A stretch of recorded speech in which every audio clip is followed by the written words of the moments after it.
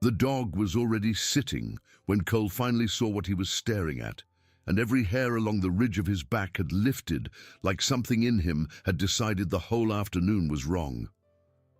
"Down," Cole whispered, low. Ranger did not move. Under the third row of bleachers, half tucked behind a metal strut, sat a dark green backpack that nobody had come back for, and Ranger had not blinked in almost a full minute. Before we go any further, drop a comment telling us what corner of the world you are listening from right now, and hit subscribe so you never miss a story like this one. The tarmac at Fort Campbell smelled like jet fuel and cut grass, and the noise was enormous, the kind of layered noise you only get at a homecoming, where a crowd that has been holding its breath for 9 months finally lets it out all at once. Families were pressing against the rope line. Children were holding cardboard signs colored in with markers that had bled a little in the humidity. A big grey C-17 sat at the end of the strip, still exhaling heat off its ramp as the troops came down in single file, boots hitting concrete in a rhythm that felt more like a heartbeat than a march. Somewhere a country song was playing over a speaker so small it sounded tinny, and somewhere else a baby was crying because someone in uniform had just picked her up for the first time in what was, to her, forever. Cole Mercer stood near the back of the receiving area with Ranger on a short leather leash, the Belgian Malinois scanning the crowd with a focused calm that 11 years of training had made permanent. Cole had left the teams 2 years before, quietly, the way most operators do when the body finally sends a letter that cannot be ignored, and the dog had come home with him, decorated, technically retired. Though nobody had explained retirement to Ranger, and Ranger was not the kind of animal that read the fine print on his own paperwork. He was here because a friend had asked, a man Cole had served with for 4 rotations, a guy named Jake Harlan, was on that plane, and Jake's wife had called Cole on a Tuesday and said real quiet, "I need somebody there who knows what he's going to look like when he steps off." Cole had said yes without thinking. He had driven 4 hours from a small farm outside Bowling Green, Kentucky, and Ranger had slept in the passenger seat the whole way, chin on the console, one ear twitching every time a truck passed.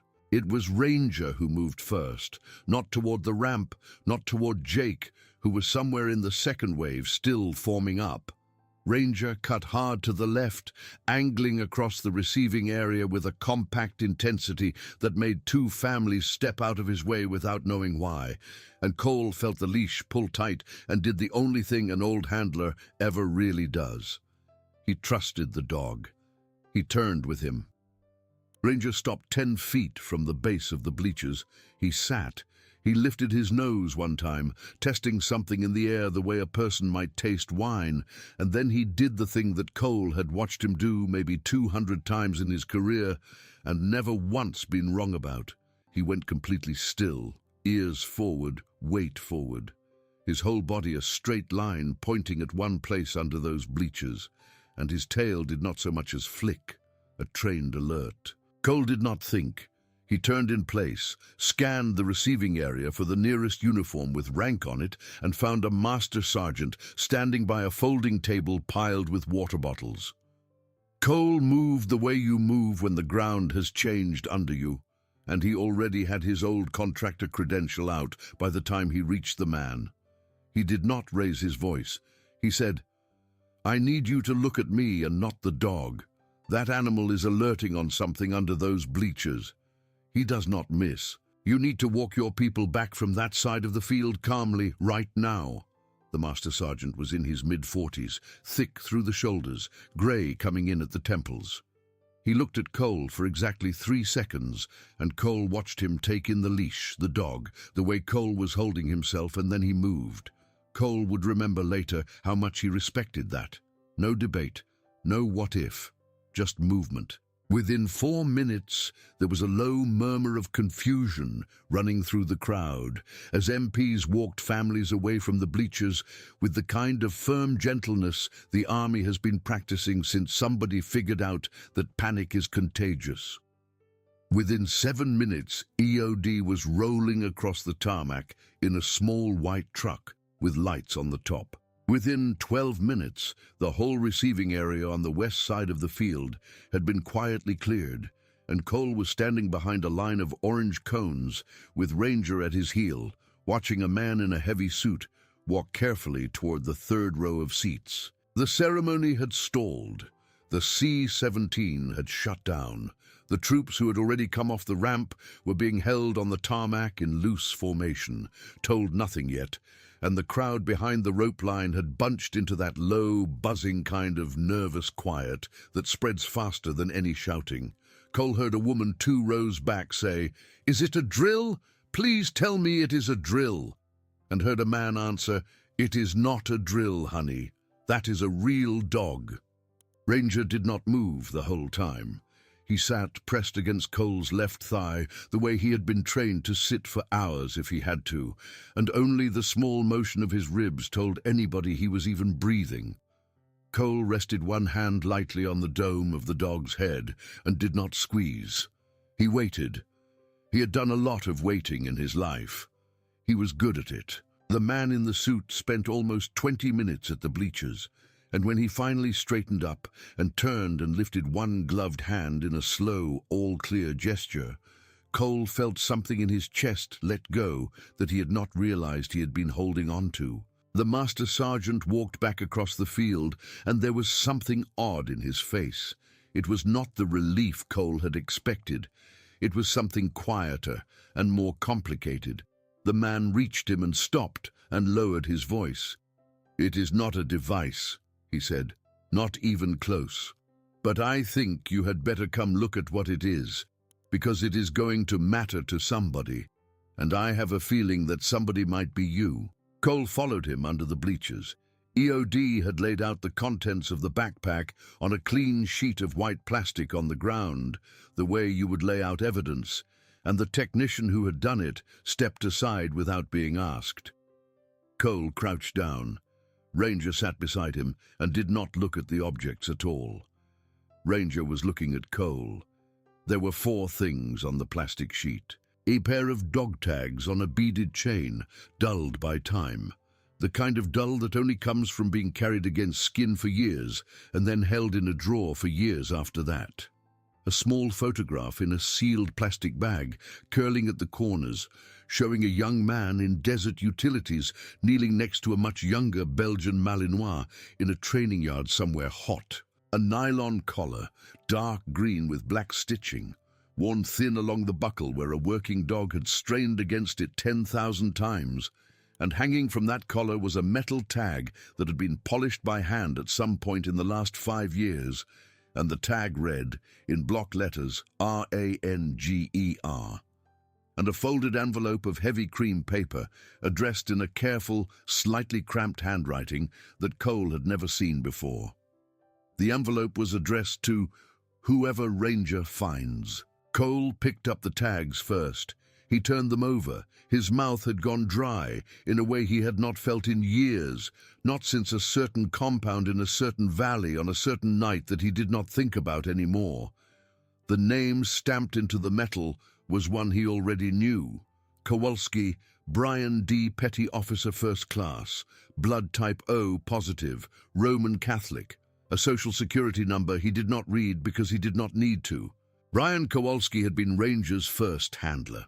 Brian had trained the dog from 18 months old, back before Ranger was Ranger, back when the dog had a kennel number and a bad habit of trying to bite the toe caps off of boots. Brian had walked Ranger through every phase of certification the program had. Brian had, according to 2 people who told Cole about it later, once refused to eat a hot meal in a chow hall in Bagram until somebody found dog food that Ranger would actually swallow, because Ranger had been off his food for a week, and Brian was worried and would not sit down until the dog had. Brian Kowalski had been killed on a rooftop in Kandahar 3 years ago, 1 week before Cole had been assigned the dog. Cole set the tags back down on the plastic very carefully, the way you set down something that could break, and picked up the envelope. His fingers were steadier than they had any right to be. "Do you want to read that now or not?" the Master Sergeant asked, because he was one of those men who understood that some things you do not want an audience for. Not here, Cole said. He tucked the envelope inside his jacket. He picked up the collar. He read the name on the tag twice. He picked up the little photograph in its plastic bag and looked at Brian Kowalski's face. Alive, sunburnt, 28 years old maybe, laughing at something outside the frame, with one hand resting lightly on the head of a puppy that would grow up to be the dog now pressed against Cole's leg. Cole handed all 4 objects back to EOD to be properly documented, because he had spent enough of his life on the wrong side of paperwork to know better than to walk off with anything. And then he told the Master Sergeant thank you and walked back to the receiving area with Ranger at his heel. The ceremony had started up again. The crowd was trying valiantly to pretend the whole interruption had not happened, but the energy was different now. Softer, a little cracked.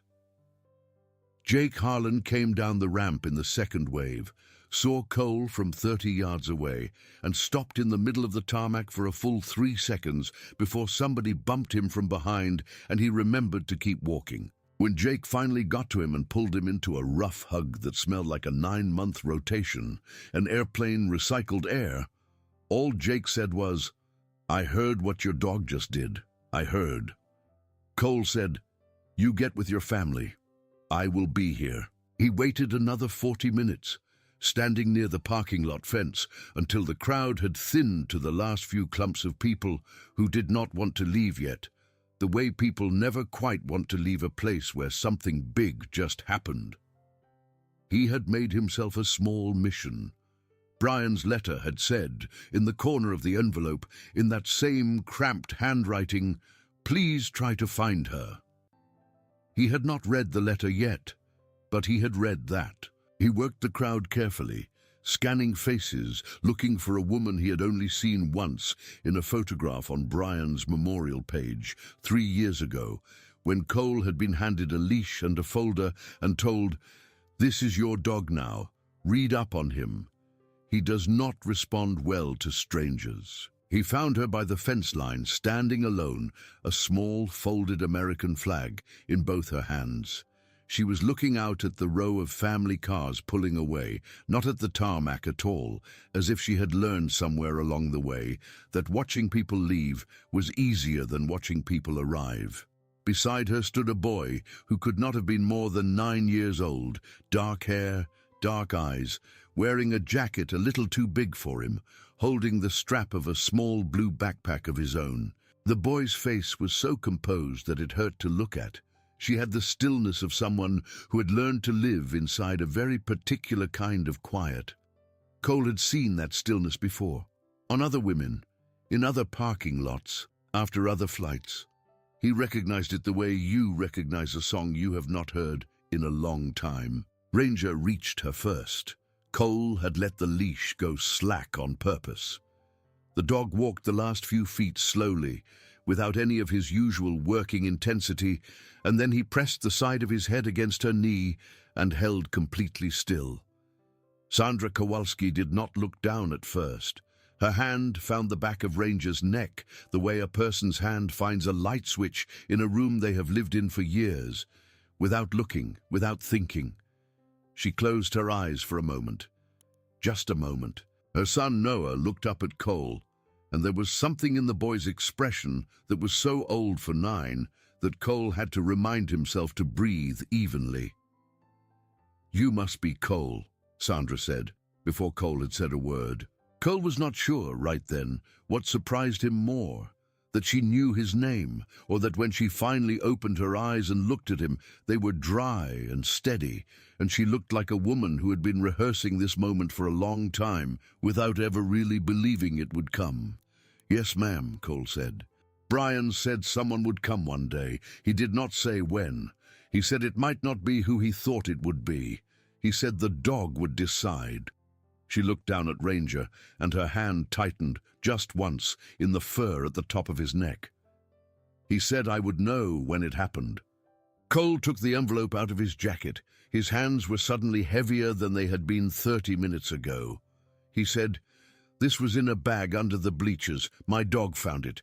Ma'am, I do not know what is in it. I have not opened it." Sandra took the envelope. She looked at the handwriting on the front, the address to whoever Ranger finds, and her lower lip tightened for just a second and then relaxed. She did not open it immediately. She held it. Noah pressed against her side, and she rested her free hand on the top of his head. "There is a bench over by the gate," she said. "Would you sit with me while I read it? I would rather not read it alone, and I would like your dog to be near." Cole nodded. They walked slowly, the four of them, to a green metal bench at the far edge of the parking area, near a maple tree that had started to turn early because summer had been dry. Sandra sat down. Noah sat pressed against her hip. Ranger lay down at her feet, chin on his paws, and did not move again for a long time. Cole sat down at the other end of the bench, 1 seat apart, giving her the space she was going to need. Sandra opened the envelope. There were 2 things inside: a letter folded 3 times, written on the same cream paper, and a second, smaller envelope, sealed, addressed simply to the handler. She looked at the second envelope for a long moment, and then she handed it wordlessly to Cole. He took it. He put it in his jacket. She began to read. Cole watched a leaf come off the maple tree and drift down and land on Ranger's back, and Ranger did not so much as twitch, and Sandra read her husband's letter in the afternoon light without making any noise at all. At one point, her hand came up, and she pressed her knuckles against her mouth, and Noah looked up at her worried, and she shook her head very slightly to tell him she was all right. She was not, but she was going to be. There is a difference. When she finished, she folded the letter along its original crease, held it against her chest with both hands, and looked up at the sky for a long time. Then she looked at Cole. "He knew he was not coming home," she said. Her voice was low and thin and very controlled. "He wrote this the night before his last deployment. He gave it to his cousin Marcus with instructions. Marcus was supposed to bring it to a homecoming near this base sometime in the 2 years after Brian was gone, and leave it somewhere the dog would find it, and then walk away. Brian said if the dog did not find it, then it was not meant to be found, and Marcus was to bring it home and burn it. Marcus tried. 3 ceremonies. He came to 3 of them. He was here today. He is the reason it was under the bleachers." She managed a small breath that was almost a laugh. "He is somewhere out in that parking lot right now, probably crying in his truck." Cole did not know what to say. He said, "I am sorry for your loss, ma'am." "Thank you." She said it the way a person says it who has heard it too many times and has never once found it unwelcome. "There is more in the letter. He asked things of you, or of whoever the handler turned out to be. I think he needs to say it to you himself. That is what your envelope is for. Please read it tonight, and please come back and see me tomorrow if you can. I live 20 minutes from here. Noah has school in the morning, but I have the day off. I would like your dog to see the yard." Cole looked at her. "I can do that. Bring the dog." "Yes, ma'am." She wrote her address on the back of the outer envelope with a pen from her purse and handed it to him, and then she stood up, straightened her jacket, and told Noah it was time to go. Noah looked at Ranger for a long moment before he moved. Then he crouched down and put both his small hands very carefully on either side of the dog's face, and Ranger let him. And Noah said, "My dad talked about you when I was little. He said you were the smartest dog in the whole Navy. He said you saved his life one time." Ranger did not move. Noah pressed his forehead very lightly against the top of the dog's head for maybe 2 seconds, and then he stood up, and he took his mother's hand, and they walked to their car without looking back, and Cole sat on the bench with the second envelope in his jacket and watched them go. Ranger stayed at his feet for a while longer, watching the space where they had been, and then he sighed the long, satisfied sigh of a dog who has completed the task he was given, and he laid his chin down on Cole's boot. Cole drove home in the last light of the day with the envelope on the passenger seat and Ranger asleep with his head on it, as if the dog knew even now that the letter still belonged to him more than to anyone else. At the farmhouse that night, Cole did not open it right away. He did the evening chores first. He fed the 2 horses, checked the fence line by the back field where a young bull calf on the neighbor's property had been leaning too hard on the wire, wiped Ranger down with a damp towel because the dog had rolled in something on the drive back from the truck to the porch, poured himself a small glass of bourbon he mostly did not drink. And then he sat down at the kitchen table with the envelope in front of him and looked at it for almost 20 minutes before he opened it. The letter inside was shorter than Sandra's had been. It was also, in a very quiet way, harder. If you are reading this, then the dog picked you, and the dog was not wrong the whole time I knew him, so I am going to assume he is not wrong now. My name is Brian Kowalski. Ranger was mine before he was yours, and I would like to think that on the other side of some things, he is still a little bit mine, and that is not a request for you to give him up. He is your dog now. He earned that, and so did you. I'm writing this because I'm about to go somewhere I do not think I'm coming back from. The mission is bad. The intel is worse. I'm going anyway because that is what we do, and because if I do not go, somebody else will, and I have trained for this longer than any of the guys who would take my slot. That is the truth I'm telling myself tonight. It might not be the whole truth. I have made peace with the parts I am not looking at. I need to ask you 2 things. The first one is easy. Please look after Sandra and Noah, not forever. Not in any way that puts you in a place you do not want to be. Just enough that Sandra knows somebody sees her, and just enough that Noah knows there is a man in the world who knew his father and thought his father was worth knowing. That is enough. That is more than most people get. The second thing is harder. On my last rotation, 3 years before this one, we lost a man named Ethan Reyes. The paperwork says one thing about how it happened. It is not right. Ethan's family got benefits denied because of what the paperwork says. His widow has been fighting it for 4 years. Her name is Melissa Reyes. She lives in Clarksville. I have tried to help her through channels I trust. The channels did not help. There is a folder in my old locker at the training facility on base, in the back left corner, behind the medical kit. It is labeled with the name of a dog I never had, so you will know which one it is. The name on the folder is Duke. Please get that folder to Melissa Reyes. She will know what to do with it. That is all I'm asking you to carry. Thank you for taking my dog. Thank you for being where he could find you. Brian. Cole read the letter twice. He read the last line 3 times, then he folded it very carefully and put it back in its envelope and set the envelope in the middle of the table and looked at Ranger, who was lying on the rag rug by the door with his eyes half open watching him. Well, Cole said out loud, all right then.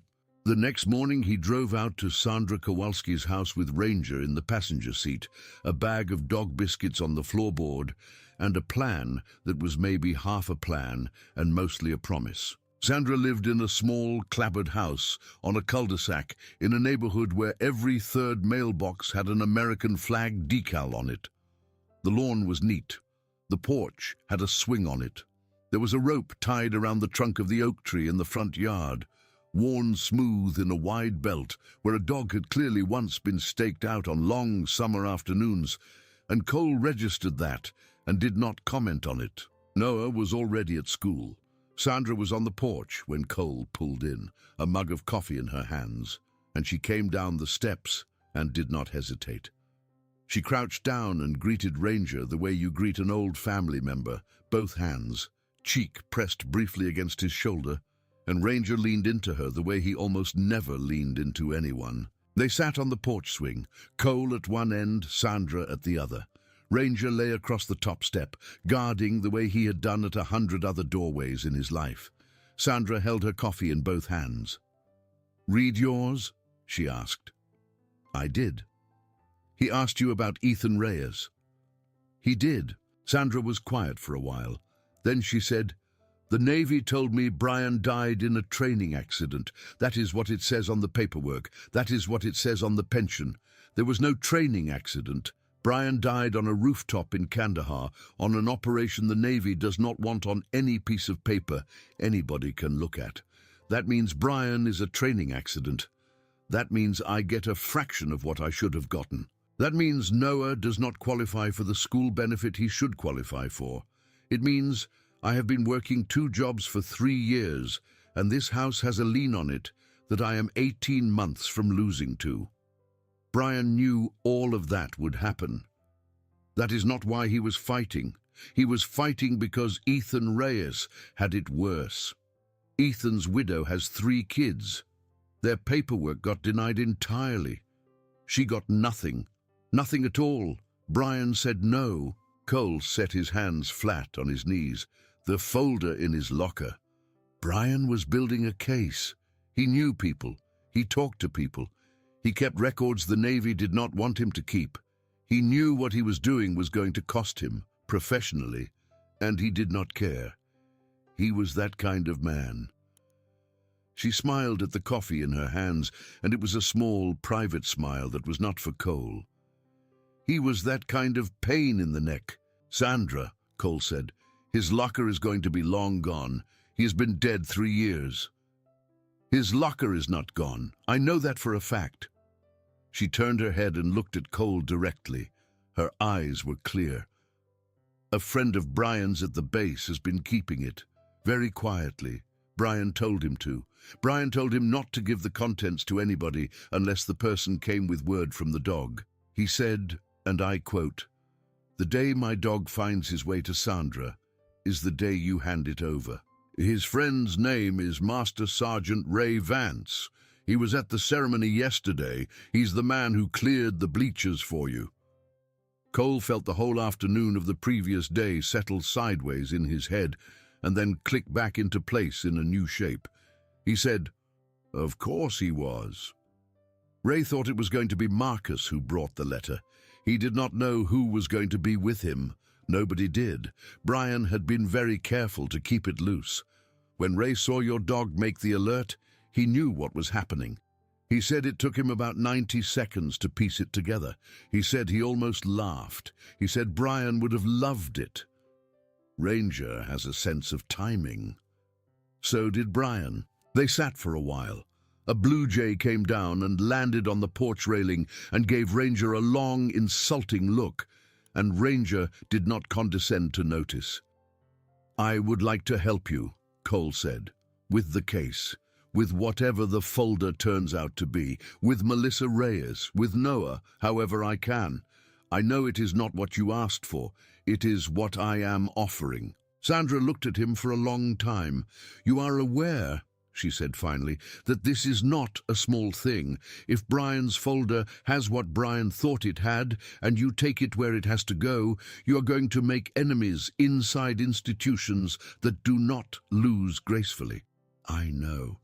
"You are aware there are people who will tell you it is not your fight, that you did not know Brian, that you are a stranger with a dog." "I am aware." "Then why?" Cole watched a pair of squirrels chase each other around the trunk of the oak tree in the yard for a moment. Then he said, "Because your husband trained the animal that has slept next to my bed every night for 2 years.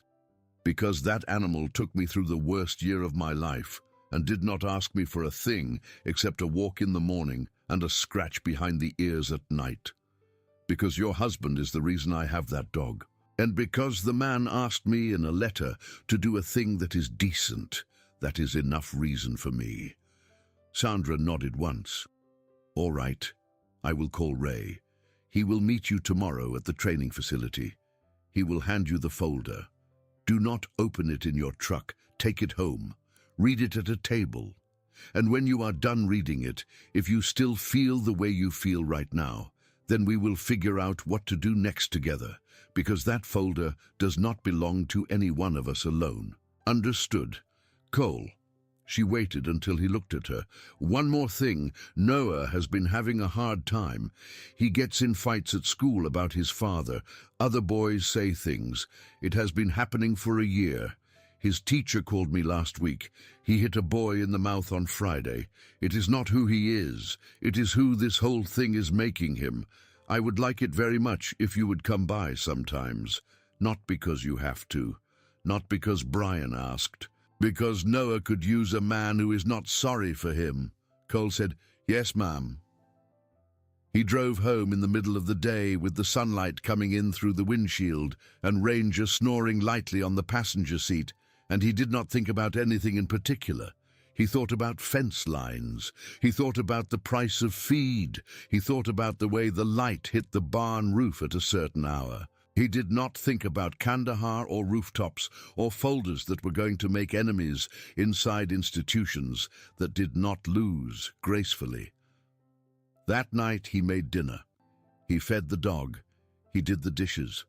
He went to bed. And at exactly 2 a.m, the way it happens to men who have been to certain places, he woke up straight with his heart pounding, and he lay in the dark for 2 hours and thought about all of it in perfect, unrelenting detail. And by 4 a.m, he had made a list in his head of 5 people he needed to call, and he had made peace with all 5 phone calls, and he got up at 5 and made coffee. The training facility was a low brick building on the eastern edge of the base, tucked behind a chain-link fence with a gate that squeaked. Master Sergeant Ray Vance was waiting on the porch when Cole pulled up. In daylight, without the noise of a homecoming around him, Ray looked more tired than he had the day before. He was holding a battered brown accordion folder in both hands, the way a man holds something he's been holding for 3 years. "You are a hard man to plan for, Mr. Mercer," Ray said. "Brian did his best. Come on inside. I want to show you the locker before I give you this. That way, you will know for sure it is real." They walked through a long hallway that smelled faintly of dog and cleaning solution, down a flight of concrete stairs, through a door that Ray unlocked with a key he wore on a chain around his neck, into a room lined floor to ceiling with tall metal lockers, most of them tagged with names. Ray stopped in front of one at the very end of the row. The tag on the front said, K9, Handler, Kowalski. "He has been dead 3 years, Ray said. "I have kept the lock changed. I have kept the room dusted. I have not let the base reassign this locker, and every year around inventory time, I have to explain to somebody new why we still have a locker for a dead petty officer. And every year, I make up a slightly different reason, and every year they let me get away with it because I'm old and I'm mean and I'm good at looking a certain way when I need to. Brian trained me pretty well before he died. He was younger than me. Rank did not matter. He was the smarter man." Cole nodded. Ray opened the locker.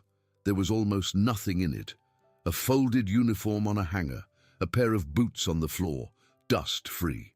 A photograph taped to the inside of the door, a picture of Sandra and Noah on a beach somewhere, Noah maybe 4 years old, Sandra laughing with her hair blowing across her face. And on the top shelf, in the back left corner, exactly where Brian's letter had said it would be, was a folder labeled in black marker with a single word, Duke. "There it is," Ray said. He did not touch it. "That is the one that has been keeping me up at night for 3 years. You take it, you do what needs doing. And if you need somebody to stand next to you in a room where things get said out loud, you call this number." He handed Cole a piece of paper with a phone number on it, written in the same careful block letters as the tag on the folder. "That is my personal cell, not the office. My cell. Any hour. Thank you. Do not thank me yet, son. Read what is in there first, and then thank me or curse me, whichever feels more accurate." Cole took the folder home. He put it on the kitchen table. He made a fresh pot of coffee. He sat down. He opened it. It took him 3 hours to read. There were things in it he had suspected. There were things in it he had not.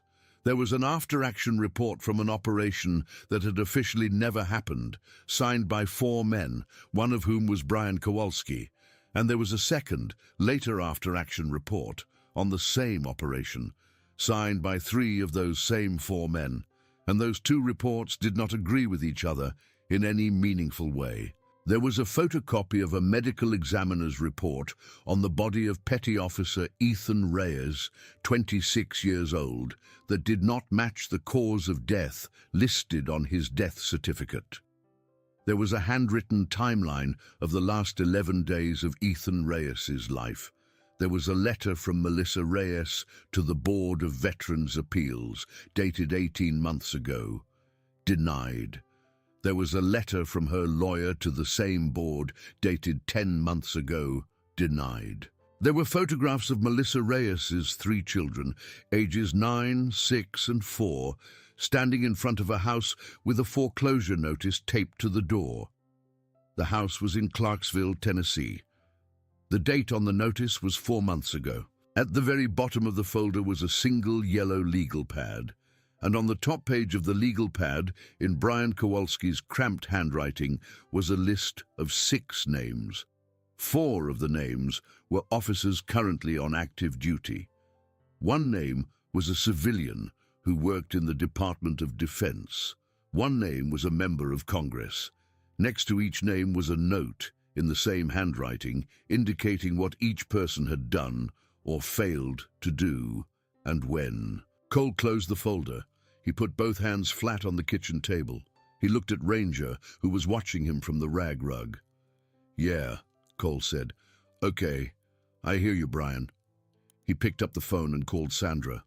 "I read it," he said. And you were right. It is what he thought it was. Sandra, I need to go to Clarksville. I need to talk to Melissa Reyes before I do anything else. I need her to know somebody is coming, and I need her to want us to come. I am not going to make her life worse. If she tells me to walk away, I walk away. That is the right first step. I will come with you. Melissa needs to see a woman when a stranger knocks on her door with a folder like that. I will come. Bring the dog. Yes, ma'am. They drove to Clarksville the next morning. It was a 40-minute drive. The house on the foreclosure notice was still standing, still lived in, still Melissa Reyes's, though not for long. Cole knocked. Sandra stood beside him. Ranger sat on the walkway behind them. The woman who answered the door was thin, tired, wary. She looked at Sandra first, and then at Cole, and then at the folder in Cole's hand, and then at the dog, and her whole face changed in a way that Cole would remember for the rest of his life. "Sandra," she said. "Oh, God. Sandra, is that?" "Melissa, this is Cole Mercer. He has Brian's dog. He has the folder.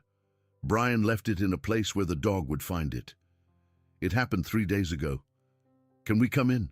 Melissa Reyes stepped back and let them into a small living room with a scuffed hardwood floor and a couch covered by a threadbare blanket, and a coffee table piled with unopened mail, and 3 children's drawings taped to the refrigerator in the kitchen behind. She did not speak until she had sat down on the couch and pressed both her hands against her face for a long moment. Then she looked up. "Tell me what he left me," she said. "Please. Just tell me." Cole told her. He walked her through the folder page by page. He did not rush. He did not editorialize. He let the papers speak. When he got to the yellow legal pad with the 6 names on it, Melissa Reyes made a small sound in the back of her throat that was not quite a laugh and not quite a sob. And she said, Ethan told me not to trust the report. He said it was going to be wrong. He said, if anything ever happens, do not sign anything for a month. Just do not sign anything. And I signed something on day 9 because they told me if I did not sign it, the funeral would not happen. She looked at Cole. Please tell me you did not come here to tell me it is too late. It is not too late, Cole said. I do not know how yet, but it is not too late. They sat in Melissa Reyes's living room for 4 hours. They ate reheated pasta that her oldest child, a girl of 9 named Emily, made for all of them without being asked. They looked at each of the 6 names on Brian's list, and Melissa told them what she knew about each one, which turned out to be more than any of them had expected, because she had been quietly gathering information of her own for 4 years. She had lawyers on speed dial. She had 2 journalists who had almost written the story twice and then backed off both times. She had a congressman staffer from another district who owed her family a favor from 10 years ago. She had a plan in fragments. She had, until this moment, been missing one thing. She had been missing the folder. By the time Cole and Sandra drove back to Kentucky that evening, they had the beginning of what a certain kind of person would call a strategy, and what a certain kind of person would call a mess, and they had agreed to meet again in 3 days. And Cole had promised Melissa that when the first press call happened, he would be there in the room, and Ranger would be there too, because a dog in a room changes the way a photograph is composed, and photographs matter more than they should. They drove for a while without speaking. Ranger slept between them on the bench seat, head on Sandra's thigh, one paw on Cole's knee, as if the dog had solved the geometry of who needed him most that particular hour. "You know they will come after you," Sandra said finally. "Not physically. That is not how it works anymore. But they will come after you. Your credit, your permits, your farm, your reputation. They will find a permit you did not renew. They will find an inspection you missed. They will call the county about the pond behind your barn and see if anybody wants to visit and take pictures. That is how these things go now. I know. Are you going to be all right with that? I am not doing this because I'm going to be all right with it. I'm doing it because it is what needs doing. Those are different sentences." She looked at him. "Brian would have liked you, you know. I would like to think so. He would have. He would have argued with you about how to load a horse trailer. He was always wrong about horse trailers." Cole smiled at the windshield. "I am pretty sure I would have won that argument." "Yes," Sandra said, "you would have. That is why he would have liked you." The next weeks moved fast. Cole called the number Master Sergeant Vance had written on the piece of paper. He called it on a Tuesday morning. He explained where things stood. Ray Vance listened for a long time and then said, "I am in. What do you need me to do first?" Cole told him. Ray started making calls of his own. They met with Melissa Reyes's lawyer, a woman named Rachel Kim, in Nashville, in a small office above a coffee shop that Rachel had rented on the cheap because she took cases like this one for less than she was worth. Rachel spread the contents of Brian's folder across her conference table, spent an hour and a half reading in silence, and then looked up at all of them and said, "I have been waiting for this folder for 2 years. I did not know it existed. I suspected it existed. There is a difference. Now we have it. Now we can move." They filed a new appeal on Melissa Reyes's benefits denial, this time with the medical examiner's original report attached, and the 2 contradictory after-action reports, and Brian's timeline. They filed a separate motion for reconsideration on Sandra Kowalski's own benefits classification, on the grounds that the training accident designation was inconsistent with the operational record. They sent a package of the same documents to a reporter at a national newspaper who Rachel had worked with once before, a woman named Grace Nkem, who called Rachel 40 minutes after opening the package and said, "How long have you had this, and why did nobody tell me?" The story broke on a Sunday morning.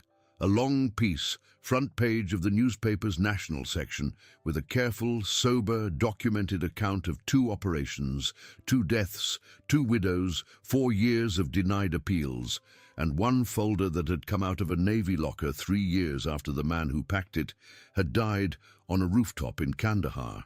There was a photograph, taken on Melissa Reyes's front porch, of 2 women standing side by side, one of them holding a folded flag, the other holding the small hand of a 9-year-old boy. There was, in the corner of the photograph, out of focus but unmistakable, a Belgian Malinois lying across the top step, chin on his paws. The article did not mention Cole by name. Cole had asked for that. Grace had honored it. Within 36 hours of the article's publication, 3 of the 6 names on Brian Kowalski's list had been placed on administrative leave. Within 72 hours, Two members of Congress from opposite parties had jointly called for an Inspector General's review. Within a week, the Board of Veterans' Appeals had issued an emergency stay on Melissa Reyes's foreclosure. Within 2 weeks, Sandra Kowalski's benefits classification had been quietly amended, with a note appended to the file that used careful language about a clerical inconsistency being brought to the board's attention. The pension was recalculated. The lien on her house was, over the course of the next 3 months, dissolved. None of it was easy. Cole spent a total of 19 days in various offices in Washington, sitting in beige rooms, while men in suits asked him questions designed to make him lose his temper, and he did not lose his temper, not once. Ray Vance sat next to him for 11 of those 19 days. And Ray Vance did not lose his temper either, though Ray Vance had come closer than Cole had, and Cole had watched Ray Vance breathe very slowly through his nose exactly once, and knew that a certain colonel from the Department of Defense had been about 1 sentence from a very bad afternoon. The county did come to the farm. They found a permit that had lapsed. They found a fence that was, technically, 6 inches on the wrong side of a survey line. Cole fixed the fence. He paid the permit fee. He took the county inspector out to look at the pond behind the barn, and the county inspector, an old man named Bill Hargraves, whose grandson had served 2 tours in Iraq, looked at the pond and looked at Cole and said, "Son, I know exactly what is happening to you. I'm not going to be part of it. Fix the fence, renew your permit. I will file a clean report."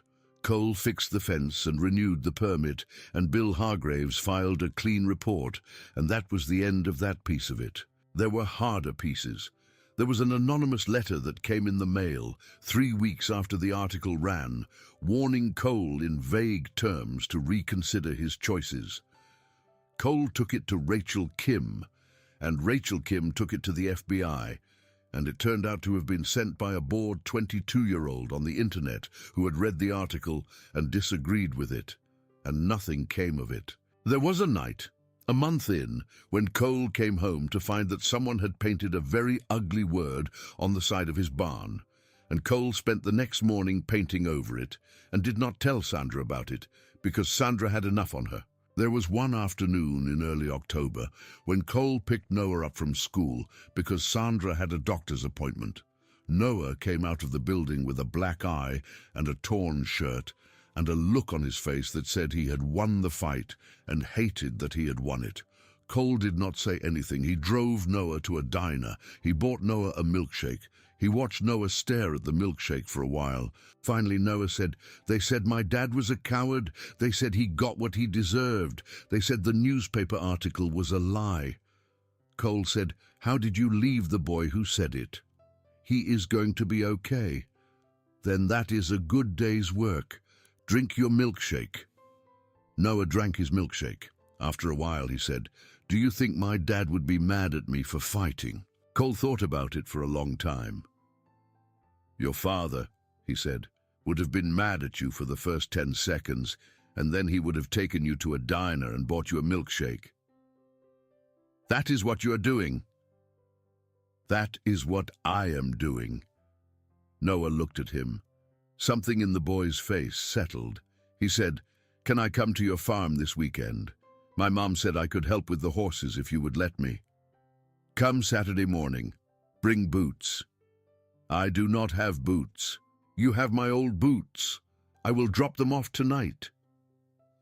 That Saturday, Noah spent 6 hours at the farm, learning how to muck a stall, how to lead a horse from the left side, how to check a hoof for a stone. Ranger followed the boy the entire day like a shadow. When Sandra came to pick Noah up at dinner time, Cole saw that Noah did not want to go home, and he saw that Sandra saw it too, and something quiet in her face broke and reassembled itself in a better shape than it had been in before. Noah started coming out most Saturdays. Sometimes Sandra came too. Sometimes she stayed for dinner. Sometimes she left early. There was no particular pattern. There was no particular understanding. There was, over the course of the fall, a warmth that neither Cole nor Sandra named out loud. because they were not the kind of people who named things out loud, and because there was no rush to name it, and because Brian's letter still sat in its original envelope in the top drawer of Cole's kitchen desk, and Cole read it sometimes when the house was quiet, and he thought about the two of them, and he thought about the man who had asked, and he let the thing take whatever shape it was going to take. There were still surprises. There was still the folder. In the second week of November, Ray Vance called Cole and asked him to come to the training facility on the base. Ray was standing on the porch again, and he did not have a folder in his hands this time, but he had a small metal box, and he set the box down on the porch railing and opened it. Inside the box was a locket, silver, tarnished, hanging on a thin silver chain. Ray picked it up and opened it and showed Cole what was inside. A tiny photograph of Sandra Kowalski, aged maybe 25, laughing at the person taking the picture. On the opposite face of the locket, a lock of dark hair, sealed under a small piece of clear tape. "That was in the bottom of Brian's uniform pocket," Ray said. "The uniform in the locker. I never went through the pockets. I never thought I had the right. Last night I finally did. It was there. It has been there for 3 years. Cole took the locket. He held it in his palm. "You give it to her," Ray said. "You know her better than I do now. That is a thing that ought to come from somebody she trusts." Cole drove to Sandra's house that evening. Noah was upstairs doing homework. Sandra was in the kitchen making chili. Ranger walked into the house like he owned it, greeted Sandra, and lay down under the table. Cole took the small metal box out of his coat pocket and set it in front of Sandra on the counter. "Ray found this," he said, "last night, in Brian's uniform pocket, in the locker. I did not want to put it in a mailer." Sandra opened the box. She saw the locket. Her hand went to her mouth and stayed there for a long time. She did not cry. She had not cried, not once in front of Cole, in all the weeks since the ceremony at Fort Campbell. And she did not cry now, but her eyes shone. And she picked up the locket, and she opened it, and she looked at the tiny photograph of the woman she had been 10 years ago, and she said, very quietly, "Oh, Brian." She closed the locket. She put the chain around her neck. She fastened the clasp behind her hair with fingers that trembled only a little. She turned to the stove and stirred the chili. "Thank you," she said. She did not turn around. "Please stay for dinner." Cole stayed for dinner. Noah came down and sat between them and told a story about a boy at school who had brought a snake in a jar to show and tell and got sent to the principal's office.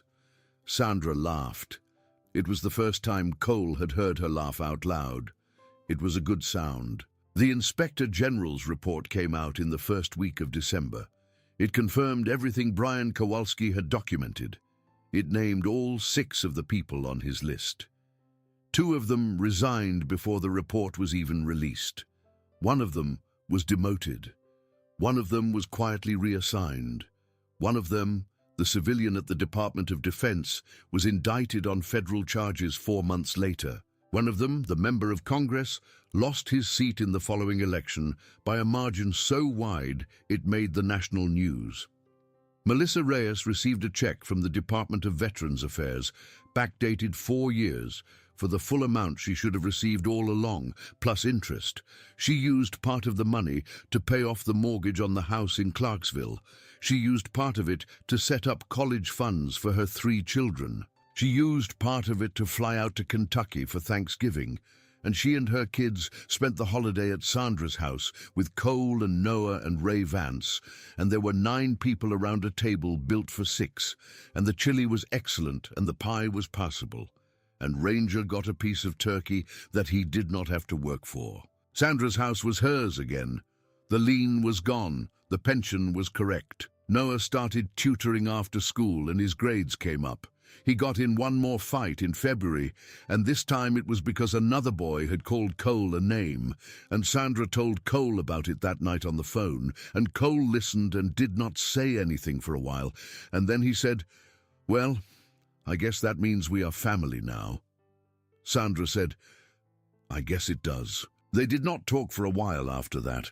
It was not an uncomfortable quiet. It was the quiet of two people who had, over the course of a year, moved into a certain kind of understanding without either of them ever having to draw a map of it.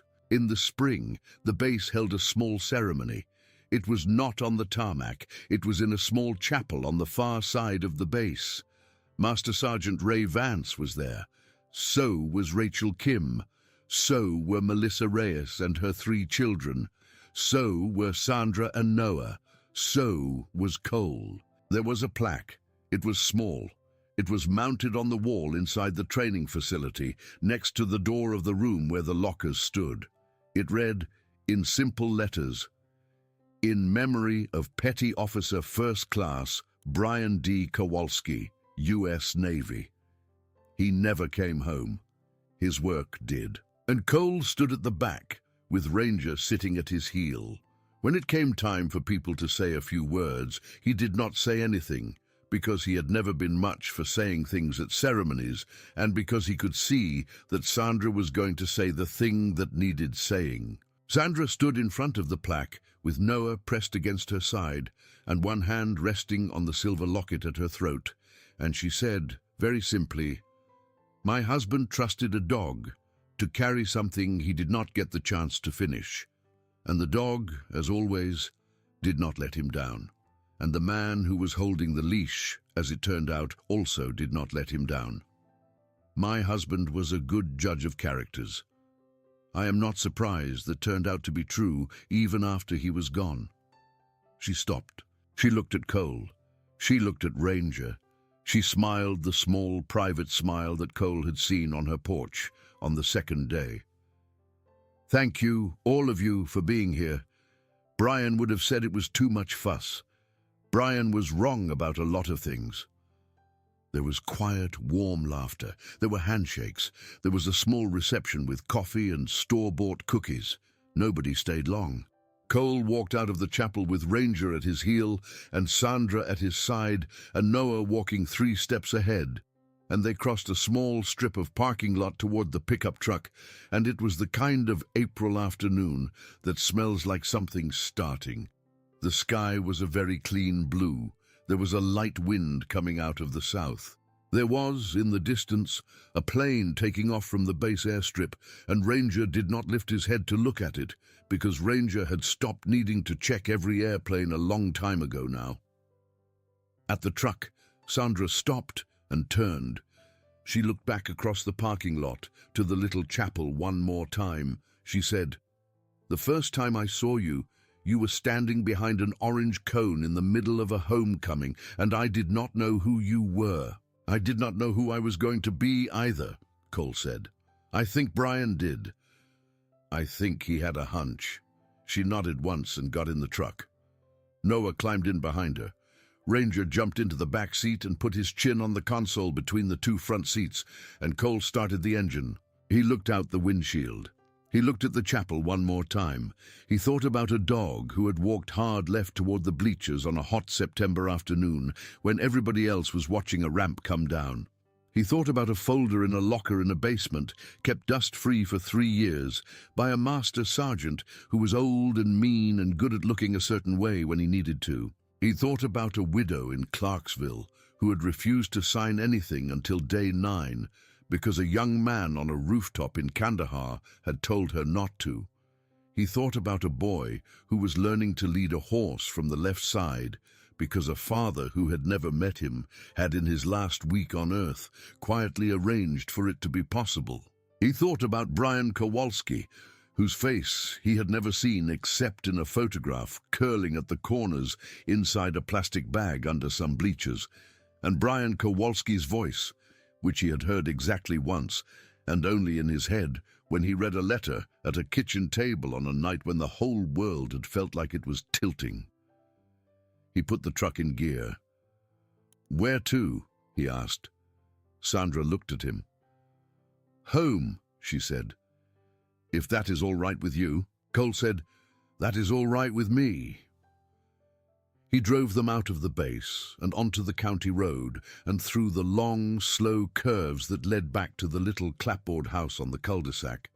And Ranger slept in the back seat with his chin on the console, and Noah leaned against his mother's shoulder and pretended not to be falling asleep.